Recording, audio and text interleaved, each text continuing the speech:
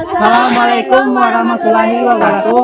Kami dari kelompok 4 akan mempersembahkan video edukasi tentang Pancasila sebagai filsafat.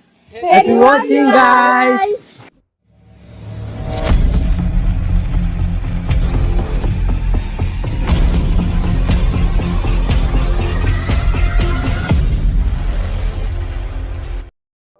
Filsafat diambil dari bahasa Yunani.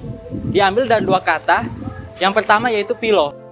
Philo artinya cinta yang bersifat luas. Sedangkan sophia artinya kebijakan atau pandai.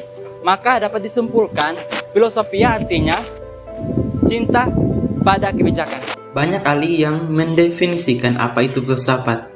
Po Jawijatna beropini bahwa filsafat adalah sejenis pengetahuan yang berusaha mencari sebab secara sedalam-dalamnya bagi segala sesuatu yang sesuai pikiran belaka. Lalu menurut Hasbullah Bakri, filsafat mempunyai definisi berupa sejenis pengetahuan yang mengkaji segala sesuatu secara mendalam, mulai dari ketuhanan, alam semesta, sampai manusia, sehingga bisa menghasilkan pengetahuan tentang bagaimana hakikatnya sejauh yang dapat dicapai oleh nalar manusia. Kemudian, terdapat juga tokoh filsafat terkenal, Plato, yang mendefinisikan filsafat merupakan pengetahuan yang berminat buat mencapai pada kebenaran. Nah, berdasarkan beberapa pendapat dari para pakar tersebut, maka dapat disimpulkan bahwa filsafat adalah sebuah ilmu yang berusaha mencari sebab secara mendalam berdasarkan pemikiran dan akal manusia. Filsafat ini juga dapat menjadi pandangan hidup seseorang atau sekelompok orang tentang kehidupannya dan cita-cita yang dicita-citakannya. Tetapi filsafat ini dapat pula diartikan sebagai suatu sikap seseorang yang sadar dan dewasa ketika memikirkan segala sesuatu secara mendalam dan melihat secara menyeluruh dengan segala hubungan. Tokoh-tokoh filsafat Yunani. Yang pertama adalah Socrates. Socrates ini hidup sekitar tahun 399 sampai 469 sebelum Masehi. Beliau sangat menaruh perhatian kepada manusia dan mengharapkan agar manusia yang hidup di muka bumi ini mampu mengenali diri mereka sendiri. Menurut beliau, jiwa manusia adalah asas hidup yang paling mendalam sehingga berkaitan dengan hakikat manusia sebagai penentu hidup mereka sendiri. Berdasarkan pandangannya, dirinya tidak mempunyai niat untuk memaksakan orang lain untuk mau menerima ajarannya. Justru, beliau mengutamakan supaya orang lain dapat menyampaikan pandangan mereka sendiri. Maka dari itu, Socrates menggunakan dialektika, yakni berupa berdialog dengan orang lain supaya orang lain tersebut dapat mengemukakan atau menjelaskan pandangan serta idenya. Sehingga kemudian dapat timbul pandangan baru. Meskipun Socrates ini tidak pernah meninggalkan tulisan-tulisan yang berkaitan dengan pandangannya tersebut, tetapi pandangan beliau dikemukakan kembali oleh Plato yang menjadi salah satu muridnya. Gramsci pasti sudah tidak asing dengan nama tersebut. Nama yang dikenal sebagai filsuf terkenal di sepanjang sejarah. Plato hidup sejak tahun 437 sampai 347 sebelum Masehi. Ini mengemukakan pendapatnya bahwa realitas yang paling mendasar atau ide. Aristoteles pernah menjadi murid terbaik kurang lebih sekitar 20 tahun lamanya. Aristoteles suka melakukan perjalanan yang jauh. Ia sempat menjadi guru dari Pangeran Alexander hingga ia menjadi Raja Alexander yang Agung. Sebelum meninggal, ia meninggalkan banyak peninggalan penulisan ilmu pengetahuan yang sampai sekarang menjadi landasan teori. Sama halnya dengan gurunya, Plato, beliau ini juga mendirikan sebuah sekolah bernama Lyceum. Aristoteles dikenal sebagai pemikir yang kritis dengan banyak melakukan penelitian dan aktif mengembangkan pengetahuan semasa hidupnya. Beliau paling banyak menaruh perhatian pada ilmu alam dan kedokteran. Sebelum meninggal, Aristoteles telah meninggalkan banyak tulisan mengenai ilmu pengetahuan yang hingga sekarang masih dijadikan landasan teori, mulai dari ilmu alam, masyarakat dan negara, sastra, kesenian, hingga kehidupan manusia. Tulisan milik Aristoteles yang paling terkenal adalah yang mengenai logika, disebut dengan Analitika. Analitika ini jika diterapkan pada zaman sekarang bertujuan untuk mengajukan syarat-syarat yang harus dipenuhi pemikiran sehingga dimaksudkan demi mencapai kebenaran. Yang pertama, menurut Insinyur Soekarno. Menurut Insinyur Soekarno, filsafat Pancasila merupakan filsafat asli yang diambil dari Indonesia dan budaya dalam tradisi Indonesia dan akulturasi budaya India, Hindu-Buddha, Barat, Kristen, dan Arab Islam. Yang kedua, menurut Soeharto. Menurut Soeharto, filsafat Pancasila mulai mengalami perubahan melalui para filsuf yang lahir dari Depdikbud. Semua elemen Barat disingkirkan dan diganti dengan interpretasi dalam budaya Indonesia.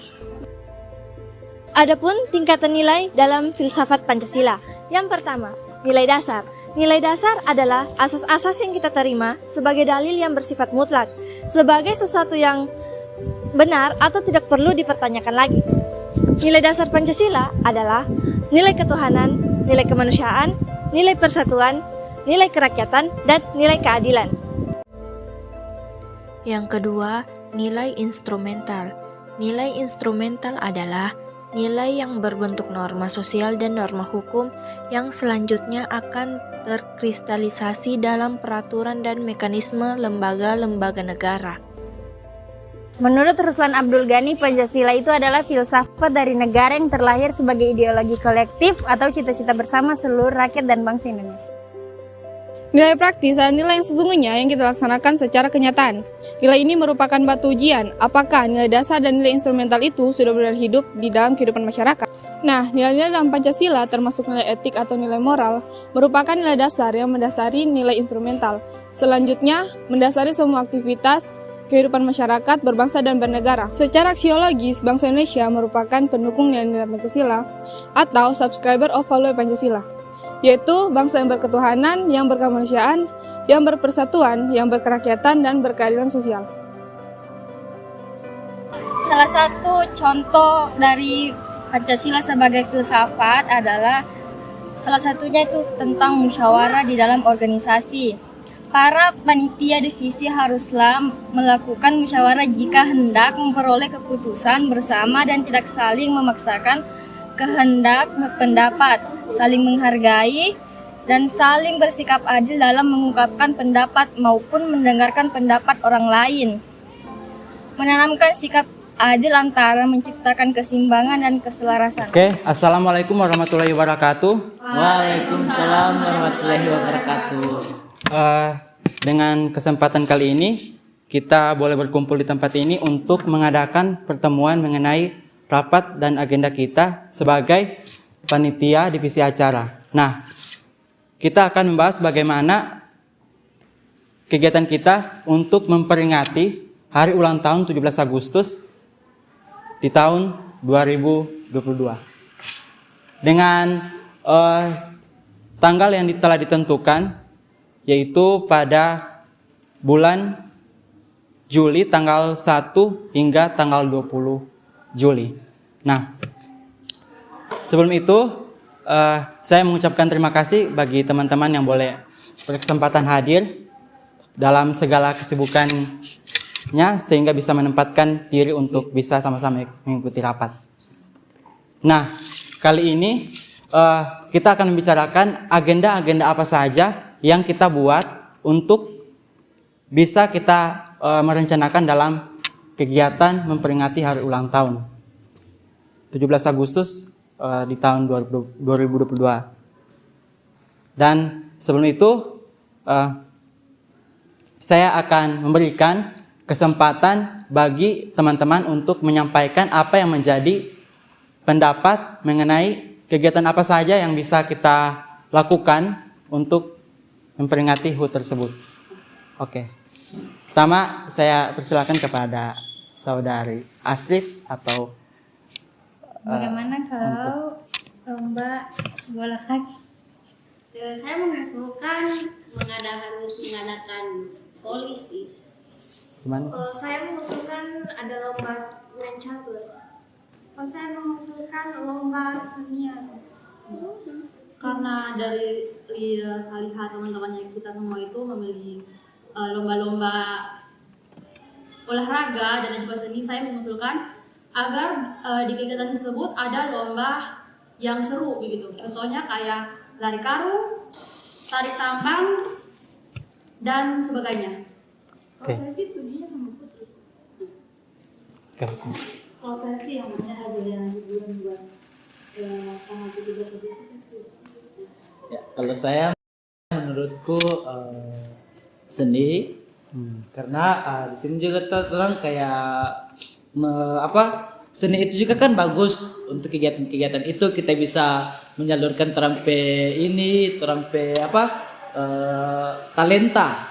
talenta di kesenian itu, biasa baca puisi, menyanyi, dan solo atau apapun itu, kayak duo, kayak dangdut, goyang dangdut, itu semua. Bagaimana? Oke, jadi itu yang dari teman-teman. Bagaimana? Apakah kita sudah sepakat dengan Sepakat.